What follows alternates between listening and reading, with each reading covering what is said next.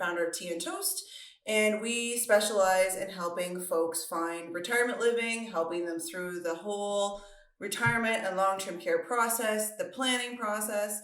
And today I'm going to talk to you about how to be proactive versus reactive when your parents' health and changing needs are happening. So we work with a lot of children of seniors, mainly female children of seniors who have full plates, and they're now trying to fit in an extra thing with their parents. And so I'm going to give you some pointers and steps on how to do that.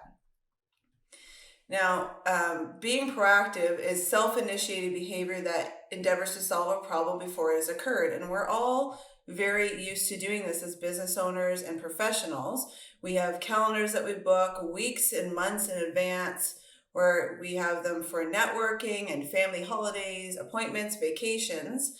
And I would say, generally speaking, as a community, and especially as women, we're very organized, generally speaking. However, what about your senior loved ones' upcoming health needs? So a lot of people haven't penciled this into their schedule. A lot of people aren't necessarily being super proactive when they're thinking about that. A lot of times it's a matter of, well, when it gets here, we'll handle it and whatnot. But what people don't understand is that it really takes a toll on your own schedule, on your own life, when you have to put in somebody else's schedule, essentially.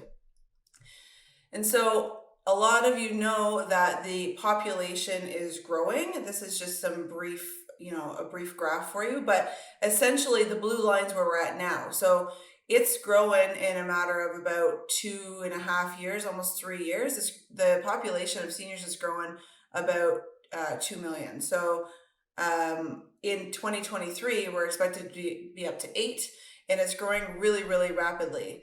And all that to say as well is that between 2017 and 2037, the population of 75 plus will be doubled.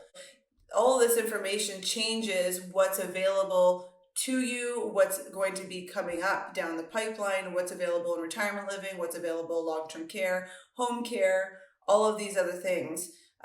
And so there's a lot of things to consider when your parents' needs are changing. So here's 5 proactive steps for assisting your loved one in their care journey and to take the pressure off of you. So number 1, take time to plan. Think about all of the possible scenarios that may be coming up down the pipeline, whether it's remaining in the home without care and support, adding care and support at home for your parent, moving in with family, so having your loved one make a move in with you, moving into a retirement home, helping them with that transition, or helping them move into a long-term care home. Here you really need to ask the difficult questions. So this is to set you up for understanding where you're at right now and figuring out what the start is and what the possible solutions could be so that you can dive into them after. So some of the difficult questions would be, what happens if there's a fall? What are we going to do if mom and dad fall? What if there's an illness? And how are we going to prevent a crisis scenario or situation? A lot of people see that down the way, that might happen down the way. But I can tell you, most families that call us and talk to me, they're right on the edge of a tipping point, and they still aren't taking care of what can be a crisis. Even with someone who's a professional saying, okay, you are on the edge, this is about to happen, we still don't hear from them again until the crisis hits. So a lot of people don't plan in the right time. Number 2 is accepting where you're starting. Again, we want to really get a layout of what's going on now and be at peace with where we are and not worry about, we should have done this before. Why didn't we get this started earlier? Let's just look at it from where we currently are. What is currently working? What's not? What changes need to be made to make things work better? What are the obstacles? What things are going to possibly come up that we need to zig instead of zag, perhaps? Who needs to be involved moving forward? And what paperwork is in place and what's not? And a brief message on paperwork: a lot of folks don't have their power of attorneys done up. A lot of folks don't have their wills done up. And that creates a huge hurdle as your parents age, because especially if they come into a situation of cognitive decline, if you don't have the paperwork at the right time, they're not going to be able to sign the paperwork. And so, really having this backup plan of knowing what paperwork's in place so that you can get it all set up and ready, not to take over what's happening with your parent, but to be there in case they can't make the decisions. This is often a really difficult topic for families to talk about, and a lot of seniors choose not to talk about it. And even my own parents, they tell us where the paperwork is, but they won't go into any other depth. So just really understand where you're starting so that you can make the best decisions to make both your parents and your lives a little bit easier down the way.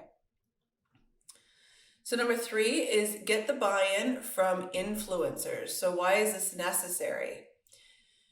It'll make or break the decision-making process, and their opinions are important to your senior loved one, as well as you're going to limit the wasted energy and continue in a forward motion. More often than not, there is some form of influencer in your loved one's life. Luckily, if you're you're going to get extra, it'll be a little bit easier, not extra easier, but a little bit easier because they trust you, you've been an influence in their lives. More often than not, what I actually see is when I work with female children, there's most often a male sibling that's been the influencer that's not involved. And that is super tricky because you really need to get them on the same page in order to move forward. Because if there's someone in your parents' life that is the influencer, they're going to take their opinion. And so if we can get them on board, that means that we're not moving backwards. That means that we haven't put in a bunch of work. We as in the people that are looking for retirement living, like as in the daughters and the sons actually. But that means that you're going to keep in a forward momentum, and you're not going to hit a roadblock because you didn't know someone was such an influence. So you want to discuss the current situation and the possible upcoming challenges with any influencers. So get the buy-in from all the family, or if there's a close friend. How will the communication happen? So make sure that you guys figure out a way. Sometimes people have a book in the house that there's a communication. Some people use apps. How will that communication happen? Maybe you do like a weekly check-in or something like that. And decide on the timing of events.